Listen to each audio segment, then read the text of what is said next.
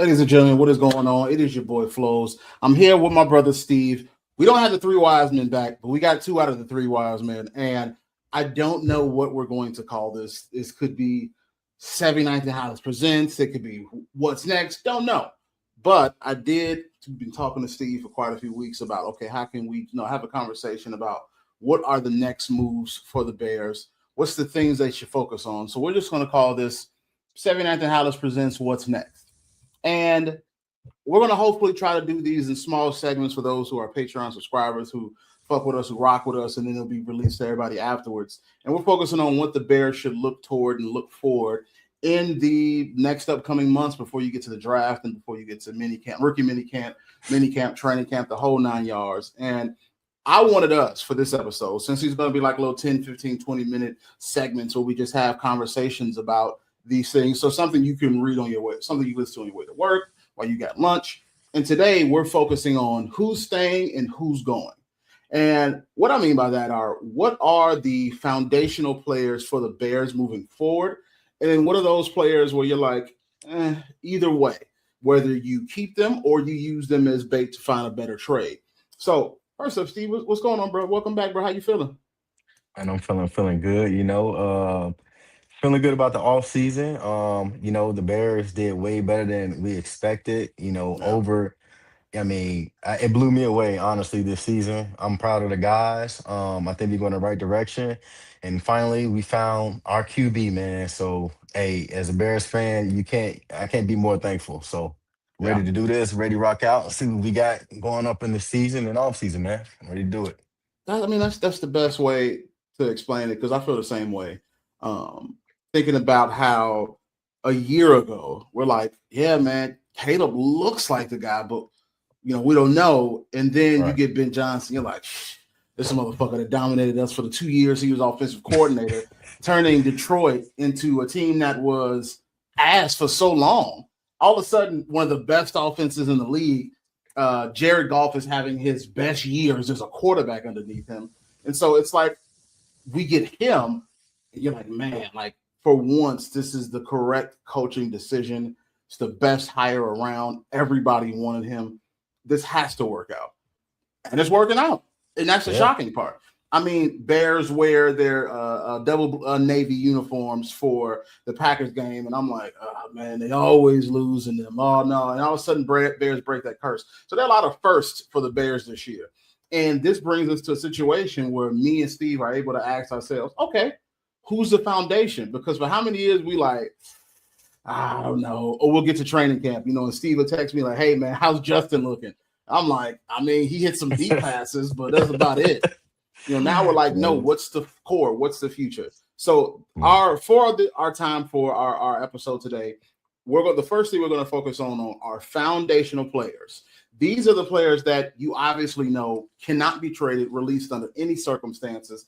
They're probably already locked into a contract, and these will form the foundation of the team for this era of Ben Johnson. So, Steve, I will let you go first. Who are your top 2, 3, 5 players that you think are foundational for the Bears? All right, so obviously we're gonna go with number one, which is 18, Caleb Williams. Um, we seen what he can do.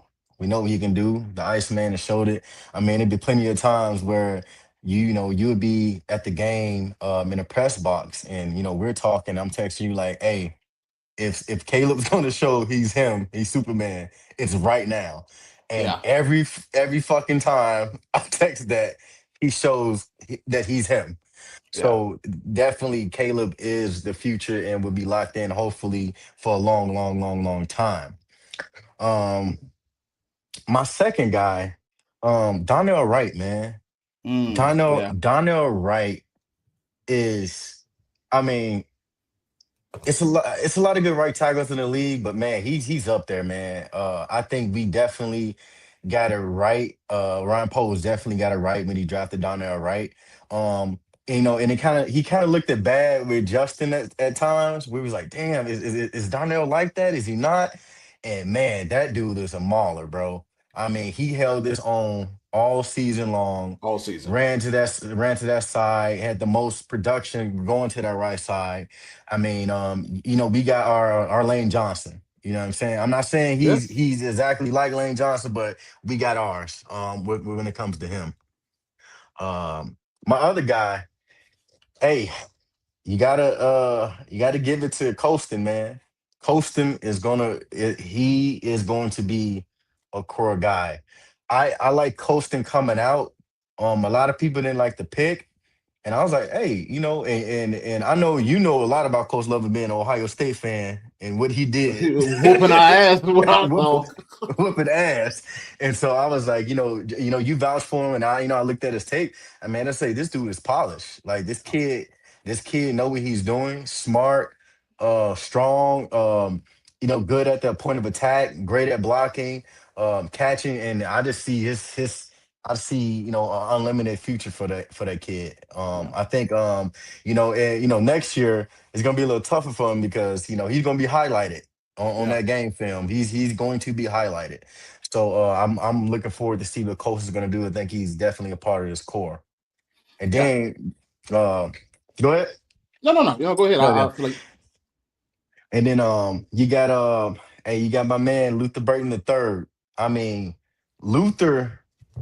I mean, we knew about this kid coming out of Mizzou. He dropped late. He's supposed to be a first round pick. yeah. Definitely. But man, Ben Johnson, this is a Ben Johnson pick, and I loved it. And man, once Luther got that playbook down, and he was no longer getting yelled at, Right. getting lined up in the wrong formation, stuff like that, he made an immediate impact. I mean, Luther Burton's speed, agility, and burst jumps off the film, man. When he Yeah. gets that ball in his hand, he's one of the most dangerous players in the NFL, bro. And I think he's gonna really be even more dangerous next year once he has that playbook. He's matured, all the way, and he has that playbook down. I think the sky's the limit for him. Yeah. Um, in my last piece, naming five, I know, I know Rome didn't have negative of a season, and even myself, I was kind of hard on Rome because I'm just like, dog, like, where's this Washington nigga at? Like, Yeah. if you look at Rome's college tape, they damn near look like two different players on that field. I feel like Yeah. when you watch Rome and Washington, it's like he had all the confidence in the world. Yeah. And Yeah. it almost looks like he's playing to like not fuck up. You know what I Yeah. mean? And one bad drop and his confidence kind of drops. You know what I'm Yeah. saying? And but I think Rome is still a big part of this. I still Yeah. believe in him. He did have an injury. Foot injuries do affect receivers, man. It does affect your cutting skills and all that stuff. And a lot of things go into that. And so I think Rome is going to have a bounce back year. And yeah, man, I think these are our five core players. I had Joe Tooney and a couple of other guys, on the line on there as core pieces. But obviously Joe Tooney, let's be real, he got maybe 2-3 more years left with us, if that. Yeah. Yeah. If he chooses to retire. So I just wanted to, but those are my five. I think are going to be the core building blocks for at Yeah. least the next 4 or 5 years. It's interesting because I have the exact same players listed.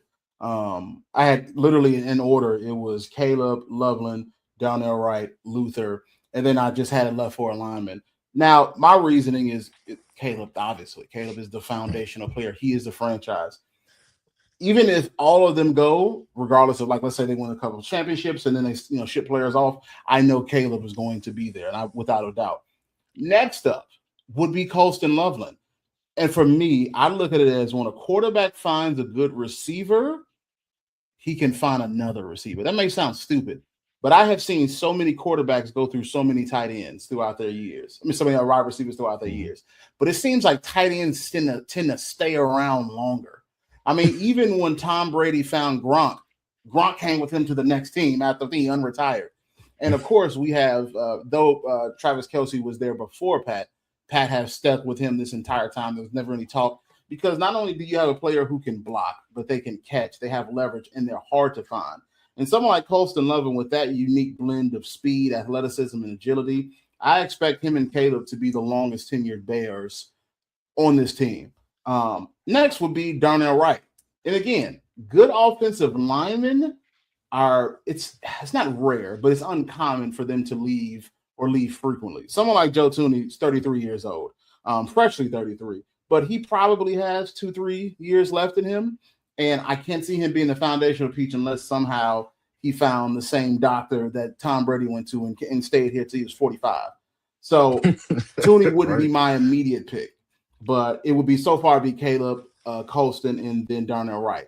After that, I'm really, really sold on Luther Burden because not only do I see a player who it's not that he won't be so upset that he's not getting the ball, but man, he's willing to put himself in harm's way to make sure the team scores. There was a third down. I don't know if that was against the Packers. I think it was. It was against the Packers. And Caleb goes through his read, sees nobody open, takes it to his check down.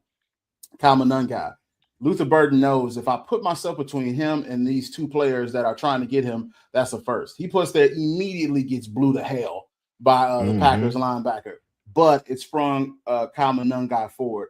I love a player that loves to block, that loves to get physical, and I love a player that when they catch the ball, that's not the end of it.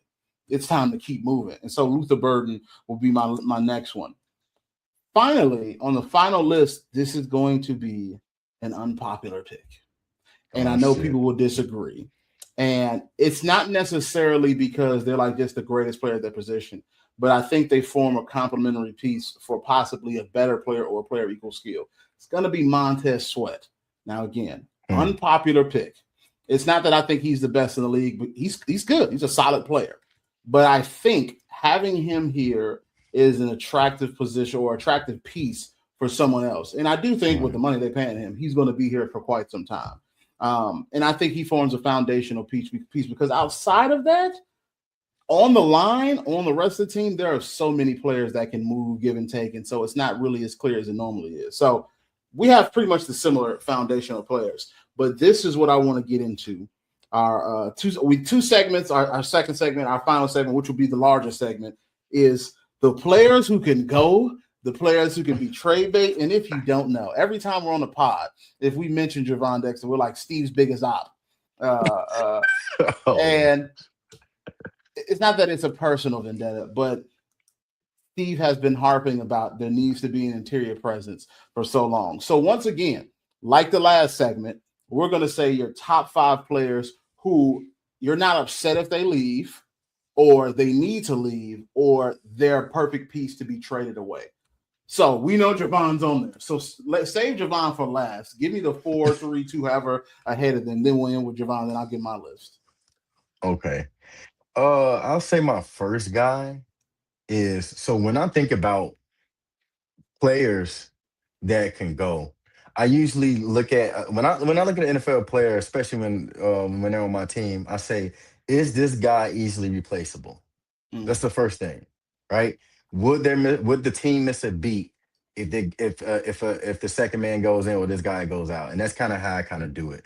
My first guy is maybe an unpopular opinion, but I'm gonna say Tremaine Edmonds. Um, mm. the reason why is I just think and everybody's oh he started off the season with 4 or 5 picks or whatever like that.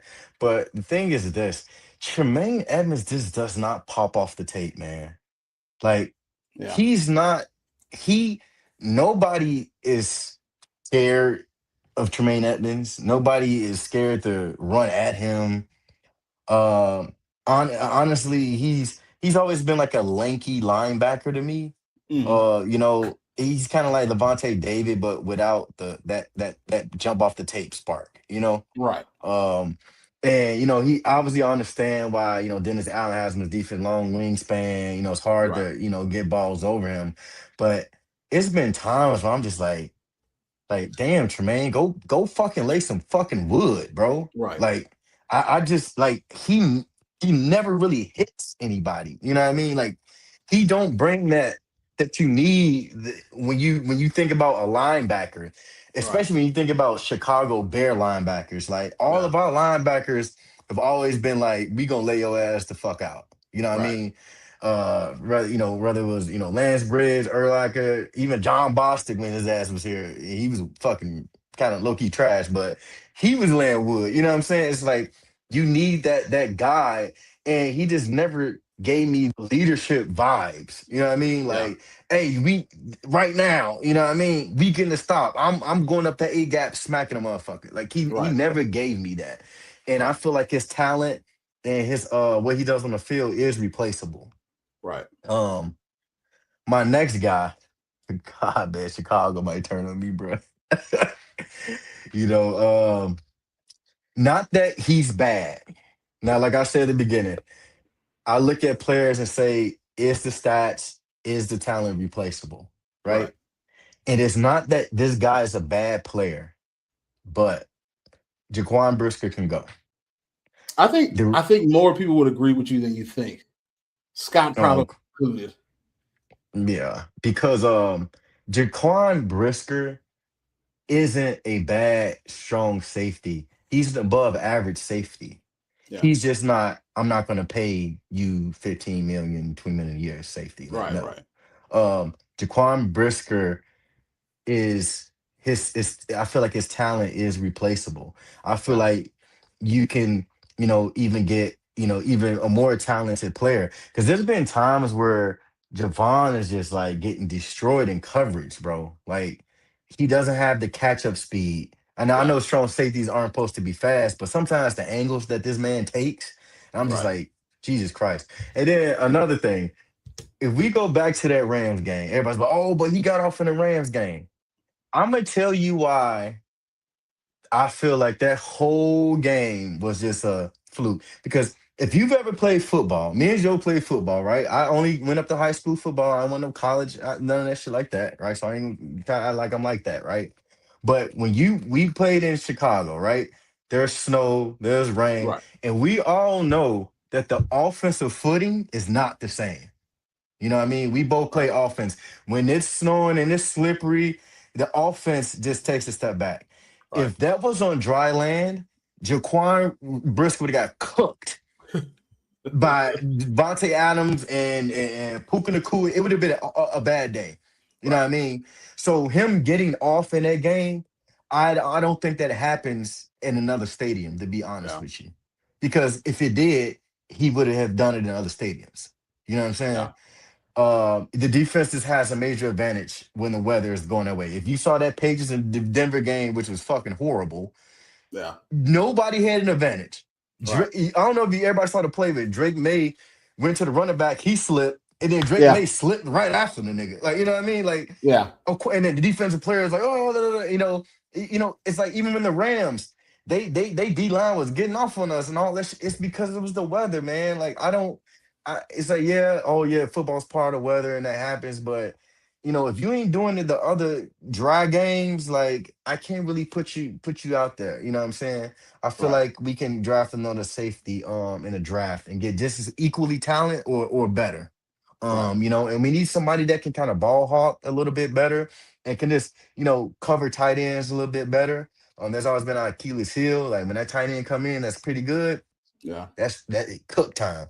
Yeah. Um, my next one would be unfortunately, and I like this player, and I think it was an unfortunate injury, but TJ Edwards Mm. at this point, I feel like we can find more speed the same, probably not as smart. Obviously, it takes a while for a linebacker to get acquainted to the game, on Right. on the mental level.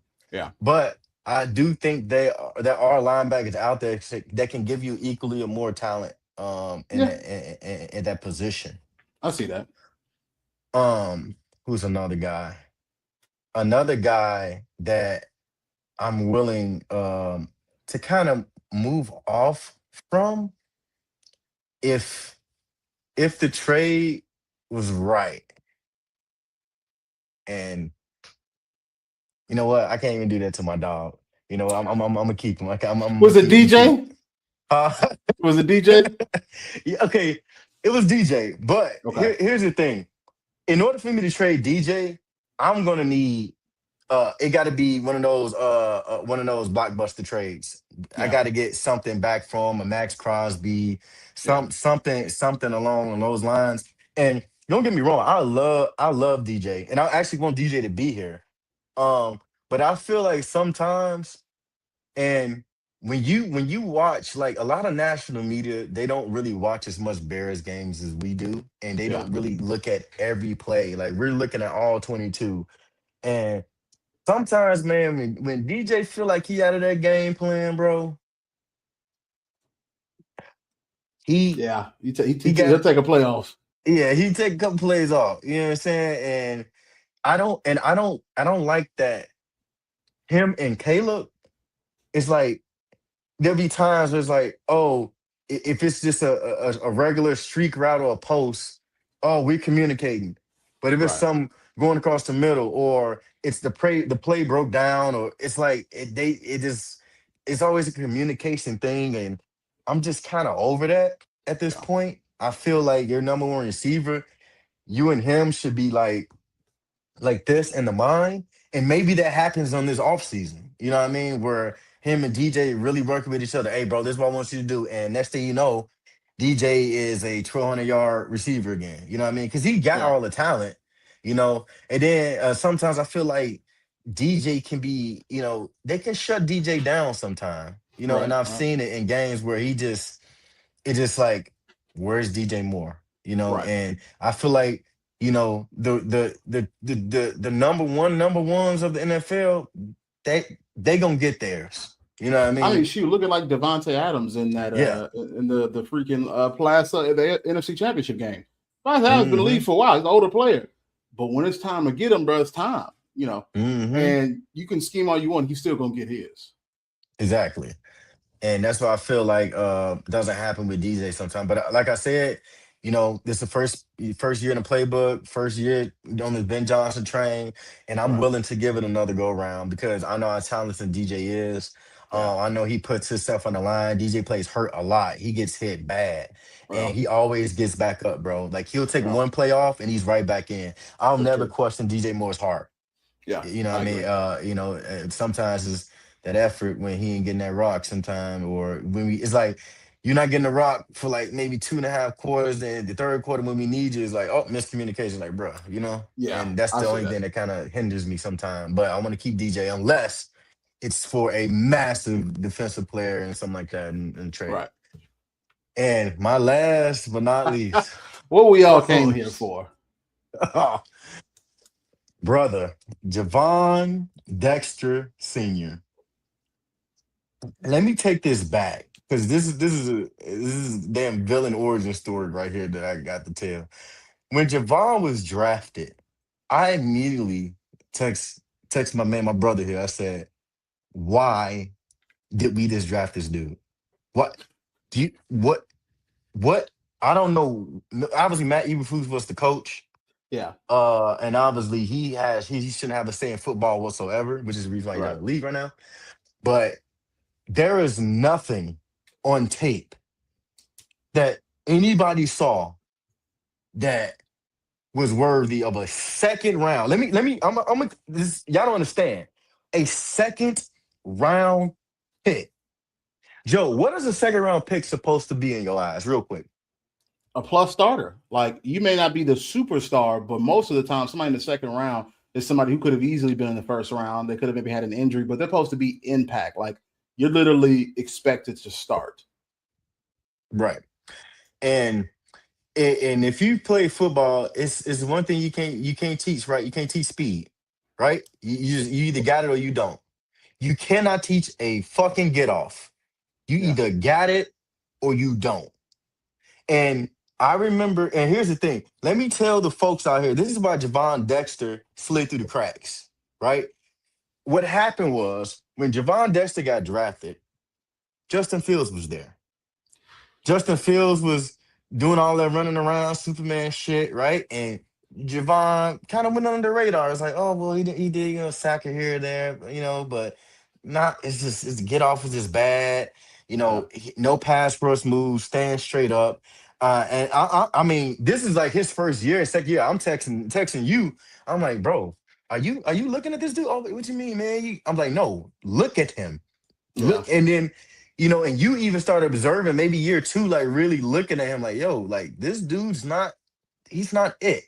I mean, zero pass rush moves, stand straight up, thinks strength is going to get him everywhere. Yeah. And then because and this is why he slid through the cracks, a second round pick, like Luther Burden, right? Second round Yeah. pick. If Luther Burden was not performing, we would be on his ass, right? Yeah. Valus Jones, what pick was Valus Jones? Ooh, way too high. That's all I remember. Right? I Terrible. believe he was a second round pick, Yeah. if I'm correct. Yeah. Right? And we held that motherfucker under a microscope. Did we Literally. not? Why? Because he was a second round pick. Javon's Dexter's performance slipped through the cracks and Third nobody round, noticed. 71st overall pick. He was third round? Yeah. Okay. Early, cool. early third round, though. Even worse. We had a microscope on the third round pick, guys. Think about that. We ran that Right. man out of town, which rightfully so.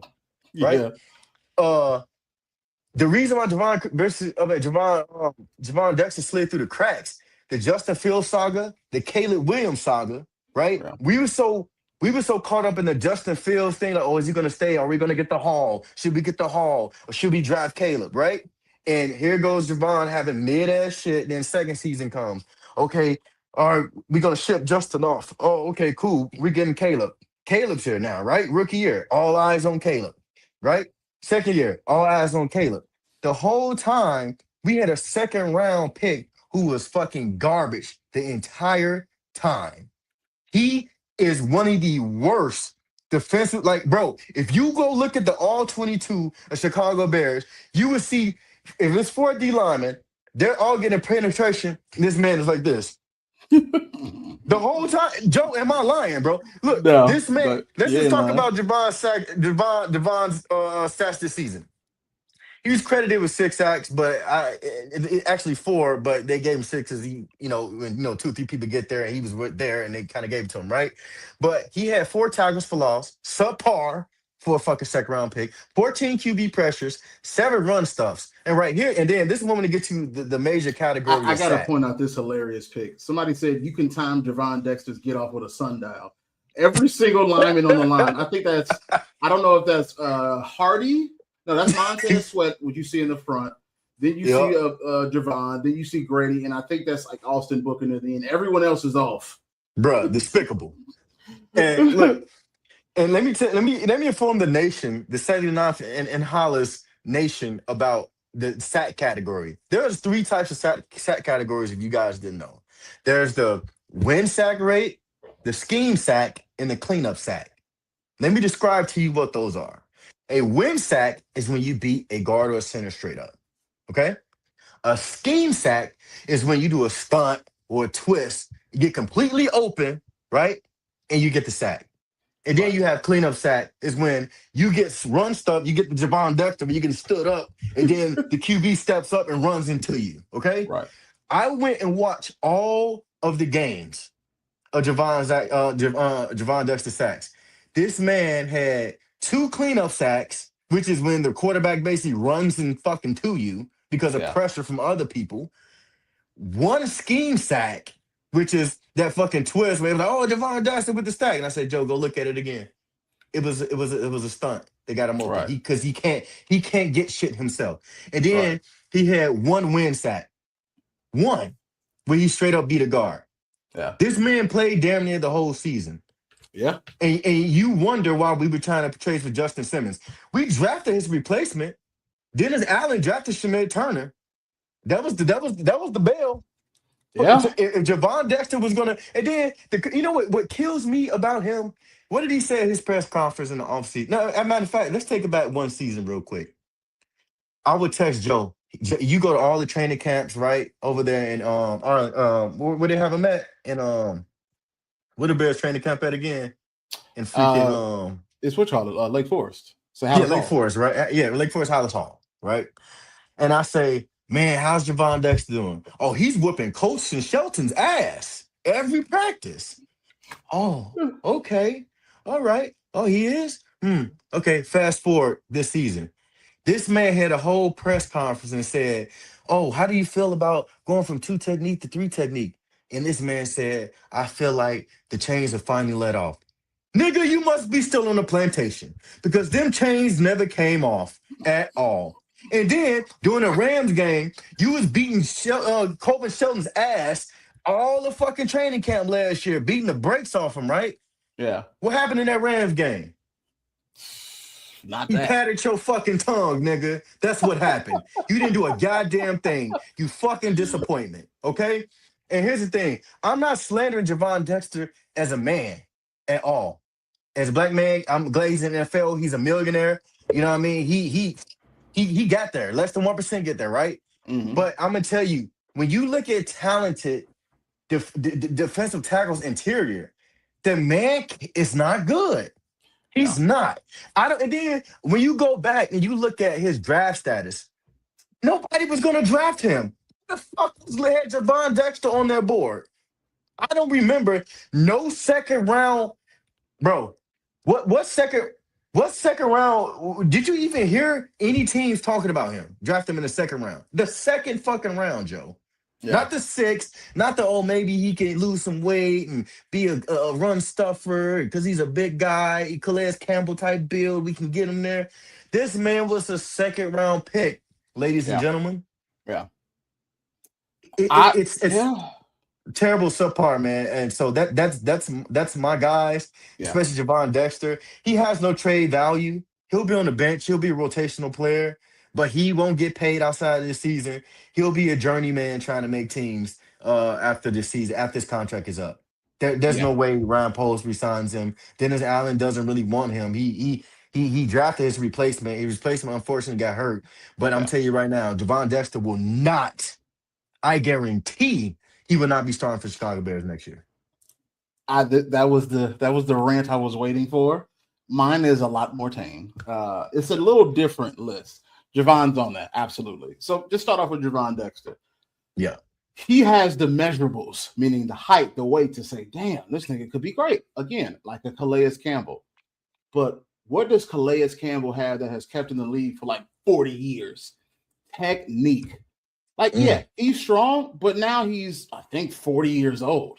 And so Calais Campbell has to lean on the fact that I know where a player is going to be, where offensive lineman is going to pull, where he's going to put all of his might in. He's 39 years old, almost 40. Put all his might, and I know how to get around that. And that's why he's had a legendary career. Javon has the strength and the measurables, but he does not have the technique. And too often his technique gets, even when he might, like you said, he had one win sack this year. One sack is like, oh, okay, that's good. And then the rest is just either he's too slow off or he does that terrible habit of standing straight up. And gets washed. An interior lineman for me is the most important lineman on the defensive line. Because if you have a great interior rusher, you can make someone who is solid look way better. Now, it reminds me of like Leonard Floyd. When Leonard Floyd is playing with the Rams, Leonard Floyd is a solid player. Drafted too high for his position and his production, but a solid player. When he started playing with Aaron Donald, all of a sudden you're like, Leonard Floyd got how many sacks? Because it's a lot easier when, man, this tackle is on an island with me and there's no one in to help him chip, and I have to work him, and they have to be thought about, okay, what do? We chip and we get some help with our center. And so because of that, I think the defensive interior is important, whether it's a nose, a three, whoever is going to be on it, it needs to be important. So Javon does not possess that. The funny thing is, not even the funny thing, interesting thing is if you look at his basic stats over the year, 2 sacks, 2.5 sacks his first year, 5 sacks his next year, 6 sacks is the year now. And he's had more consistent tackles for loss on paper. And also he's played he hasn't missed many games for injury. And so you see that you're like, man, he should be a part of this team long term. But on that tape, man, I'm not seeing it. And then when you look on Twitter, you see Bears fans react and they're feeling that same angst of what's happening. Because someone like Montez Sweat is a solid player. He's not a great player, but he's solid. But you get someone who's good at the interior, it makes it easier for Montez Sweat to get off. And so Javon will be my first player till I say either it's bait in the trade or either it's just move on, whether it's contract-wise release, which I doubt that happens, or just see somebody get after him. Because obviously Shamar Turner from Texas A&M, 6'3", very good college career. He was injured quite a long time ago. And so he's been on IR, so that's not going to happen. But going into next season, Shamar Turner will probably get an opportunity. They'll probably draft someone else. So things get crazy there. Next up, I have Jaquan Brisker. I like Jaquan. I think his energy is great. I think he represents Chicago well as a player. I never had anything bad to say about him when I talked to him, interviewed him, which hasn't been often, but when I have, really solid. I think he's very good in coming off the edge. I mean, playing a line like a strong safety does, Jaquan Brisker is very, very good at that. Yeah. Pass, though, no. And if you know what strong safety is, your free safety, you're not going to put the free safety up as much as you're going to put the strong safety up. That strong safety, you really go, all right, I need you to be able to get on the line pretty constantly, or like when we played in high school ball, we had a stud. His name was a stud, which you're a DB linebacker hybrid. Jaquan is very strong. He can make those sacks. He can get and run edge support, but passing is just not great. He gets burned too many times, and his recovery speed just isn't there. Now, do I think that makes him a player who needs to be traded immediately, get rid of? No. If they brought him back for a fine deal, I'd be fine. I think that would be okay. But what is he going to ask for? And because of that, he's a prime candidate for not like, oh, trade him, get rid of him, but see what happens. Next up, I agree with Steve in the outside linebacker, TJ Edwards. TJ Edwards, a Chicagoland native who I've personally interviewed, had a interview with him last summer, and we just talking about Chicago and summertime shot. Really, really good guy. Yeah. The injury he has to come back from is a lot. And because of that, and because the fact that the outside linebacker is not as important as they used to be in the NFL, I'm fine with exploring options. It's not a player you should move on immediately, just go. But, explore options, see where it goes. Next up, Jairo Santos. Jairo Santos is you breaking my fucking heart, Joe. Go ahead, man. He's accurate under the 50, but he ain't got no leg. And in today's NFL, you just cannot have a kicker that can't consistently get you 55. Like that, there are kickers who are kicking near 70 now. You know what I mean? Was it the Cowboys kicker or was it the Niners kicker? It was the Niners kicker. The Cowboys kicker, that motherfucker leg 70. That's right. Shit. The Niners kicker, they're like, oh, he basically has to get to the 45. I said, get to the what? And that's because of how good his leg is. Like the 45 is like, what would that make that? That wouldn't be 65. That would be 62. 62-yard field goal. That against 45 is good. If you get to the 40 for Jairo Santos, which is a near 57-yard field goal, that ain't happening. So it's because of that. I'm like, explore your options. I'm not saying pull what Ryan Post did with Torrey Taylor and draft a kicker. No. But explore your options, see what you can get. I'm not hell-bent on keeping him. He is a pick where I'm like, see where it goes. And finally, which it sucks because stat-wise, he has some good plays. But Nahshon Wright. I am for getting rid of him in a trade scenario where someone wants to spend a little bit more money, but wants to take him on and thinks he's going to be better than what he has this year. Nahshon Wright is infamous for having what was coined on Twitter as the government-mandated interception, which was Nahshon Wright is going to get burned hard as hell, but then randomly he's going to get the ridiculous pick that you ain't seen before. And it's like, Nahshon Wright's burned for 98 yards. Then he throws the end zone to Nahshon Wright in one hand. And we call that the government mandates that he gets an interception or a turnover now. He had a very good season and on paper, but too inconsistent pass coverage. Here's the thing is his measurables, again, would be the stuff of a great corner. He's tall, long-armed, and if he was just great technique-wise, I mean, he'd be amongst the best in the league, but he don't got that. And teaching someone technique in the NFL is a very difficult thing to achieve. And he would be my next up to – those would be my top 5 to get rid of. DJ Moore was considered. But, man, I can't do it. DJ Moore, for me, is like a lifelong Bear. I want him to retire as a Bear. His first year on a winning team in ever. I don't know if he said he hadn't won anything since high school or he has not won anything, like been to the playoffs, been on a winning team ever. His life in football has been a struggle. And part of it maybe is because of that he developed bad habits. And maybe now being on a winning team will help him to get rid of that, forget that. So because of that, I have to stick with DJ Moore. I guess I would call him an honorable mention, but that's about it. Another person I considered was DeAndre Swift, but I'm like, you got him on a DeAndre Swift. The reason I like Monunga. Monunga can't catch. DeAndre Swift can catch, and DeAndre Swift in open grass is nasty.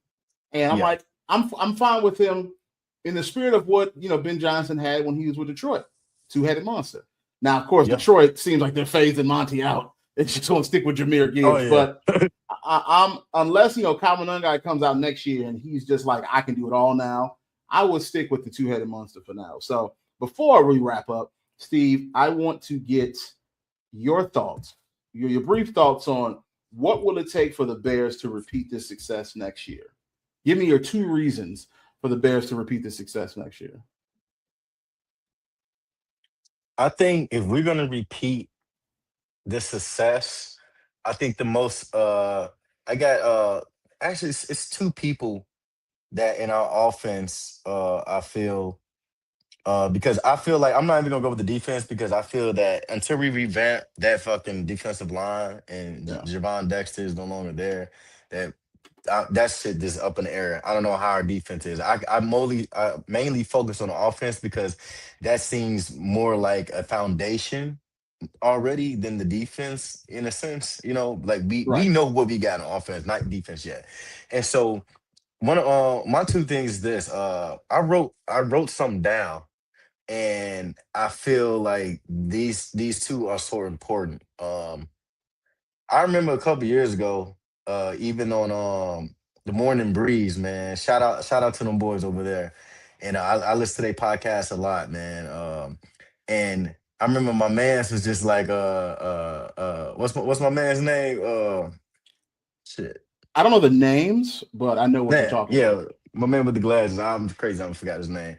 Freaking he would give DeAndre Swift so much shit, and I was just like, bro, and I would text you like, bro, DeAndre Swift is good, Yeah. and I think Eric Benemy changed, dog.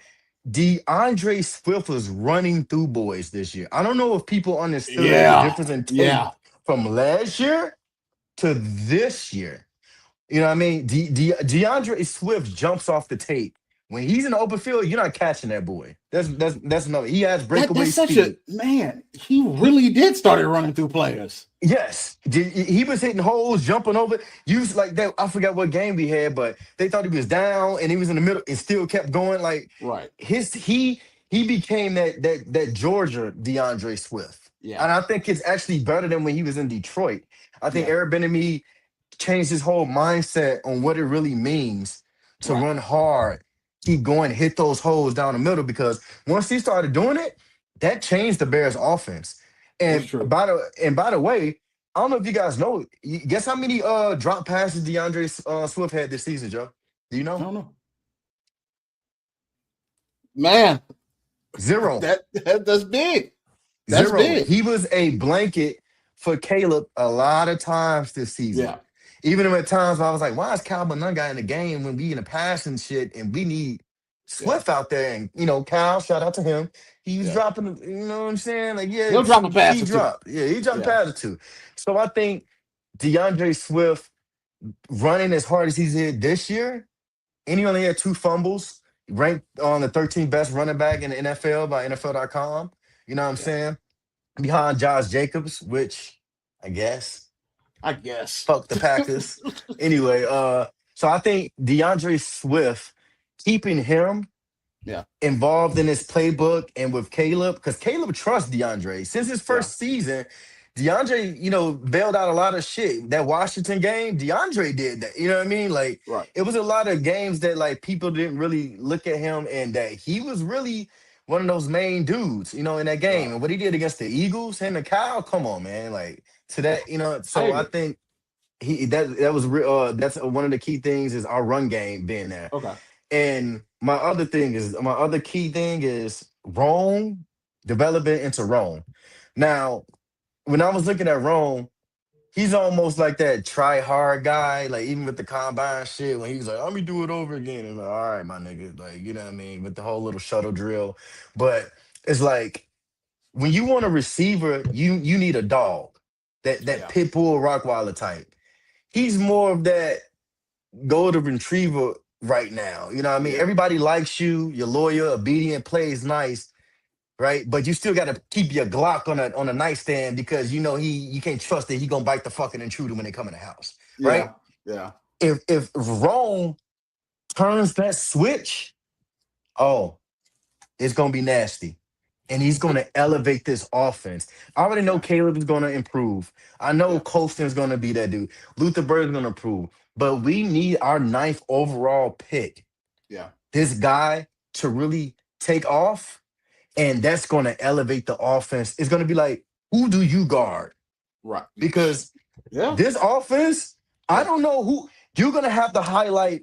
You're going to have to be like, we got to keep a key on Luther. We got to keep a key on DJ, right? They already keep a key on DJ. They already, two-man him, box him out a lot of times, right? We got to keep, now we got Colston Loveland, then we got to keep an eye on. And you add Rome, stop it. You know what I mean? This is going to be the best show on turf, but at Soldier Field type shit. You know, and Caleb's legs. I think, I agree. I think the best thing, like for one, I agree with the DeAndre Swift sentiment. Eric Bieniemy did light a fire under his ass because last year we were complaining like, are you freaking doing this again? You're not freaking breaking into tackles. You're going around instead of going through. It's like, I think it really started when we started to see Kyle Monungai take off. And then Kyle Monungai had a ridiculous game where DeAndre couldn't play. I was like, what was that? And then DeAndre came in and was hitting folks to the point that I'm like, I don't think we need to put Monungai in right now. You know why? No. And then the issue is when Monungai comes in, it's a difficulty for the offense because he's not going to catch as well. When Swift comes in, you got to worry about all of that. Like you would with any balance back. And so I agree with that. My 2 things, which I briefly mentioned on an episode with Scott, was Ben Johnson getting consistent in his playlist, finding out what he likes, sticking with that, and not being afraid to stick with something he likes. After that, I think the biggest thing will be Caleb's footwork. Caleb get his footwork down, Pat. I think the sky's the limit. And I truly, truly think the Bears have better days ahead. And the thing is, they had great days. But I truly think, if let's say the defense was, even this year, the defense was a good defense. They're bottom of the league. But imagine if they were a good defense. Do you think they would have lost that game against the Rams? No. Now, against the Seahawks, that's difficult. Seahawks, and then freaking Sam Darnold is somehow an MVP out of the blue, teeing off on the Rams. But anyway, JSN would have gave Brisker that work. That nigga was like, we should have been playing, nigga. No. Like, but anyway, we appreciate everybody for listening on Patreon, and it'll be up to everybody later. We're going to try to do these bi-weekly. Me and Steve are busy. I'm not the family man yet. I will be the family man, but not yet. And we got stuff to do. So maybe within the next 2 weeks, we will bring something out and we'll talk again. Hopefully next time, me and Steve can start talking about prospects. Who are we looking at in the college scene, in the free agent scene, where we think these players will really, really take off? So for me, for Steve, we will catch you all later. Hopefully we will.